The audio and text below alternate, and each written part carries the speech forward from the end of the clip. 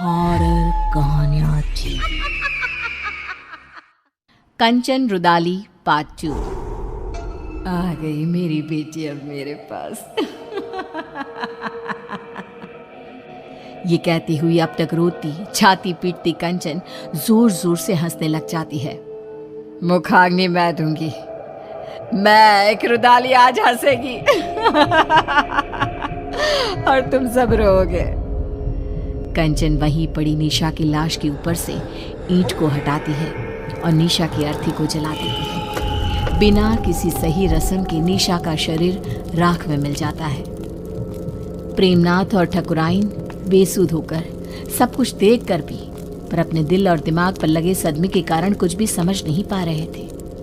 जलती चिता को छोड़ कंचन उठकर हवेली से बाहर चल देती है। बाहर की ओर निकलती रुदाली फिर एक बार पलटती है और ठकुराइन को देखती हुई कहती है, चलती हो ठकुराइन, जल्दी ही लौटूंगी।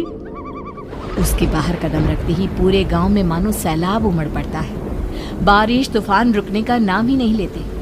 चारों तरफ त्राहिमाम की स्थिति बन जाती है। इतनी गर्मी के मौसम में ऐसी बारिश, इसकी हर बूंद ऐसी है मानो किसी अपने के गम में फूट फूट कर रो रही हो। हाँ, तुम सही कहती हो रंभा। और ये सब हुआ भी छोटी ठकुराइन की मौत के बाद। क्या कारण हो सकता है इन सब का? अरे हम सब कब तक घरों में छिप कर बैठे रहेंगे हैं? अरे खेत की फसलें बर्बाद हो रही है सो अलग, ठाकुर साहब को ही जवाब देना होगा कि ये सब क्या है। परेशान होकर सभी गांव वाले तूफानी बारिश में ठाकुर साहब के घर पहुंचते हैं, जहां वो लोग देखते हैं कि ठाकुर साहब की हालत बहुत नाजुक है। कंचन, ये सब कुछ उसी का किया धरा है ना, जाने क्या करके गई है। जैसे ही उसने हवेली से जाते वक्त कहा जल्द ही लौटती हूँ, तब से इनकी तबीयत बिगड़ते ऐसी हो गई है। शहर से कोई डॉक्टर भी आने को राजी नहीं हो रहे। अब कंचन के घर जाना ही एक उपाय दिखता है। तभी ठाकुर साहब जोर जोर से चीखने लग जाते हैं, नहीं, मुझे प्रेत लोग नहीं जाना। अरे ठकुराइन, देखना ये तेरी बेटी को क्या हो गया है। मुझे साथ ले जाएगी ऐसा कह रही है। ये क्या कह रहे हैं आप? यहाँ पर कोई नहीं है। अजी निशा क्यों ले जाएगी आपको? ऐसा कुछ नहीं होगा जी। अरे गट्टू, तू भी आ गया। देख रही हो ना ठकुराइन, तुम्हारी बगिया संभालने वाला गट्टू आज तेरी बगिया उजाड़ने आया है। ये तो बहुत बुरा संकेत है ठकुराइन। ठाकुर साहब को सब मरे हुए लोग दिख रहे हैं। अरे जिस दिन हमारी निशा मरी थी उसी रात गट्टू भी मरा था। मरे हुए पति को छोड़ फिर भी कंचन ठाकुर साहब की बेटी को रोने आ गई। अजीब सा नहीं लगा सुनकर? क्या वो रुदाली गट्टू की पत्नी है? ये सब क्यों हो रहा है? इसका जवाब बस वही दे पाएगी। हाँ ठकुराइन, और हमें एक बच्चा होगा, ये सपना भी गट्टू की पत्नी को ही आया था, जबकि हमारे वंश को तो श्राप था, श्राप। तेज बारिश में सभी भीगते भीगते रुदाली की कुटिया के बाहर पहुंचते हैं। तेज बारिश में बाहर औरतें काले कपड़े में अपने बालों को खोले अपने घुटनों पर बैठी जोर जोर से अपना सर घुमा रही थी। आएगा आएगा गया रे गया रे, आएगा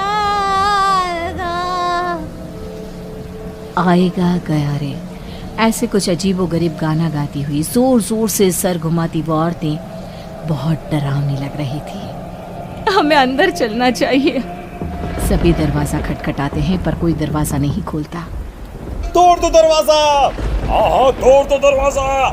दरवाजा तोड़ दो। दरवाजा तोड़कर सभी अंदर आते हैं। सामने का दृश्य ऐसा भयावना कि कोई अपनी आंखों पर विश्वास नहीं कर पा रहा था। ये क्या?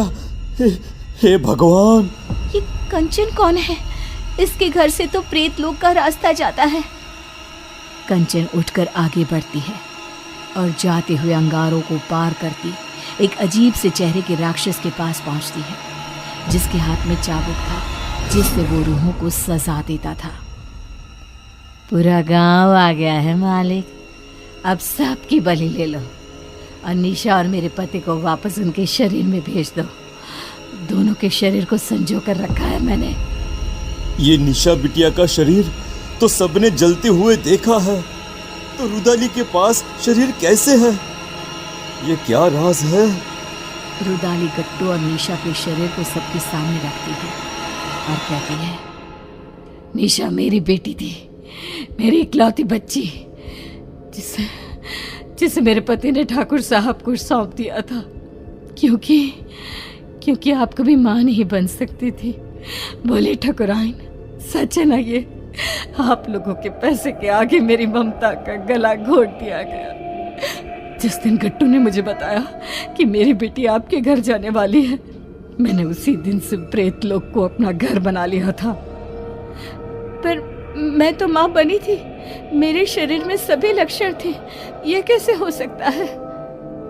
आपको एक दवाई दी जाती थी जिसके कारण आपका शरीर एक गर्भवती औरत की तरह बदलने लगा, और फिर मैंने आपके गर्भ में डाल दिया प्रेत का अंश, वो अंश जो मेरी बेटी को मुझे वापस पाने में मदद करता। पर तुम्हारे वंशहीन होने के श्राप ने उस गर्भ का नाश कर दिया। निशा तुम्हें सौंप दी गई, उसने मेरी कोख में ही सब तंत्र मंत्र सीख लिए थे, इसलिए उसे वही चीजें अपनी ओर खींचने लगी। अमावस के दिन उसकी वही शक्तियां उस पर हावी हो गई और वो चली गई सब कुछ छोड़कर। पर मैं उसे कैसे जाने देती?